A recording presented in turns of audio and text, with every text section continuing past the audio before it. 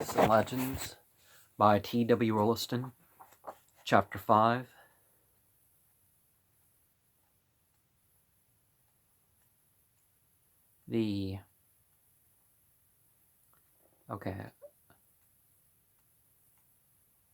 Tales of the Ultonian cycle.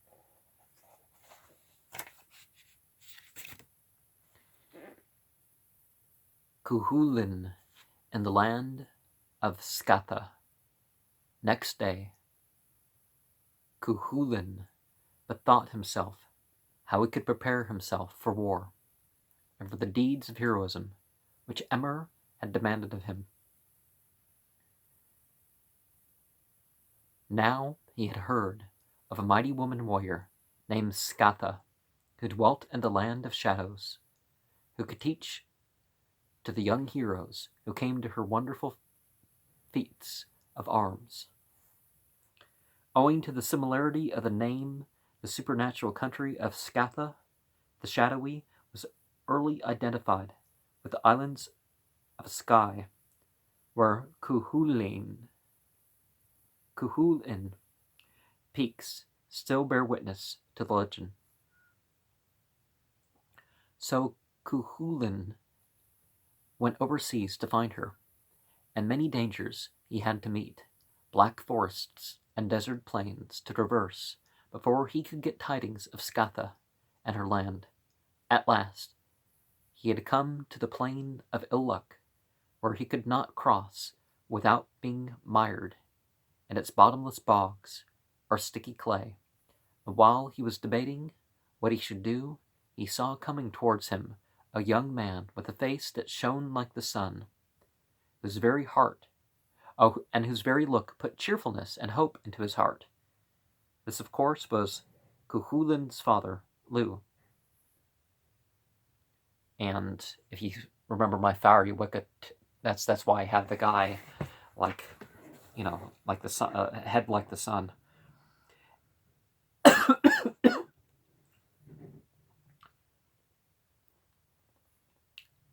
The young man gave him a wheel and told him to roll it before him on the plain, and to follow it whithersoever it went.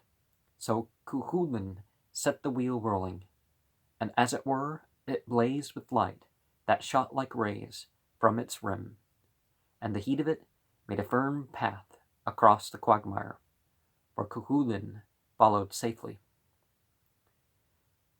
When he had passed the plain of ill luck and escaped the beasts of the perilous glen, he came to the bridge of the leaps, beyond which was the country of Skatha. Here he found on the hither side many sons of the princes of Ireland, who were come to learn feats of war from Skatha, and they were playing at hurley on the green, and among them was his friend Ferdia, son of the Firbog Damon, and they all asked him of the news from Ireland.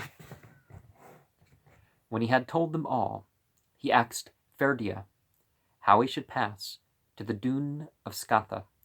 Now the bridge of leaps was very narrow and very high, and it crossed a gorge where far below swung the tides of a boiling sea, in which ravenous monsters could be seen swimming.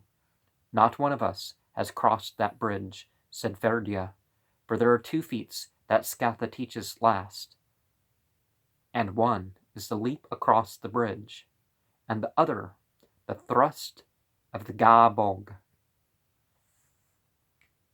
This means probably the belly spear. With this terrible weapon, Cuchulain was fated in the end to slay his friend Ferdia. For if a man step upon one end of that bridge, the middle straightway rises up and flings him back, and if he leap upon it, he may chance to miss his footing and fall into the gulf, where the sea monsters are waiting for him. There's, in the Lover's card, the sea monsters rising up, but the people tied to the rock, woman tied to the rocks. Okay, that's something different. But Cuchulain, waiting till evening, when he had recovered his strength from his long journey, and then stayed the crossing of the bridge, 3 times he ran towards it from a distance, gathering all his powers together, and strove to leap upon the middle. But 3 times it rose against him and flung him back, where his companions jeered at him because he would not wait for the help of Skatha. But at the 4th leap he hit fairly on the center of the bridge, and with 1 leap more he was across it, and stood before the strong fortress of Skatha, and she wondered at his courage and vigor, and admitted him to be her pupil. For a year and a day, Cuchulain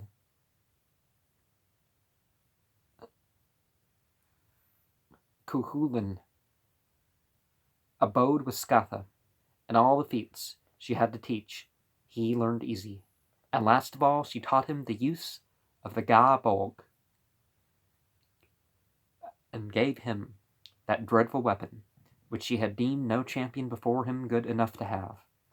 And the manner of using the ga bog was that it was thrown with the foot, and if it entered an enemy's body, it filled every limb and crevice of him with its barbs, while Cuchulain dwelt with Skatha, his friend above all friends, and his rival in skill and valor was Ferdia, and ere they parted, they vowed to love and help one another as long as they should live.